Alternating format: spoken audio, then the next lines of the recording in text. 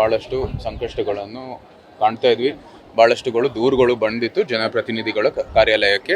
ಅದು ನಮ್ಮ ಕಾರ್ಯಾಲಯಕ್ಕೂ ಬಂದಿತ್ತು. ಸಾಮಾನ್ಯವಾಗಿ ಆಷಾಢ ಶುಕ್ರವಾರದಲ್ಲಿ ಪ್ರಥಮ ಒಂದು ಆಷಾಢ ಶುಕ್ರವಾರ 4 ದಿನ ಬಂದಿದ್ದ ನಂತರ ನಾನು ಸಾಮಾನ್ಯವಾಗಿ ಬರೋದಿಲ್ಲ. ಯಾಕೆಂದರೆ ನಮ್ಮಿಂದ ಇಲ್ಲಿ ಅನಾನುಕೂಲ ಆಗಬಾರ್ದು ಅಂತ ಬರೋದಿಲ್ಲ.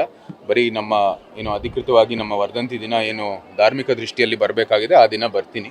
ಆದರೆ ಇವತ್ತು ಜನಪ್ರತಿನಿಧಿಯಾಗಿ ಈ ಒಂದು ಸಂದರ್ಭದಲ್ಲಿ ಇಷ್ಟೊಂದು ದೂರ ಬಂದಿರೋ ಸಂದರ್ಭದಲ್ಲಿ ಬಂದು ಇಲ್ಲಿ ರೂಪಿಸಿರುವಂಥದ್ದು ವ್ಯವಸ್ಥೆಯನ್ನು ವೀಕ್ಷಣೆ ಮಾಡಿದ್ವಿ.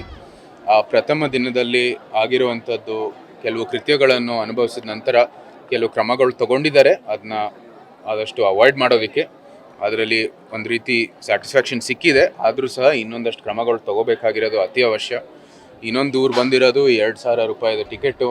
ಅದು ಒಂದು ಕಡೆ ವೆಚ್ಚ ಭಾಳ ಜಾಸ್ತಿನೇ ಅಂತ ಹೇಳಿದ್ದಾರೆ. ಅದನ್ನು ಕೂಡ ಪುನಃ ಪರಿಶೀಲನೆ ಮಾಡಬೇಕಾಗಿ ನಾವು ಸರ್ಕಾರದಲ್ಲಿ ಆಗ್ರಹಿಸ್ತೀವಿ.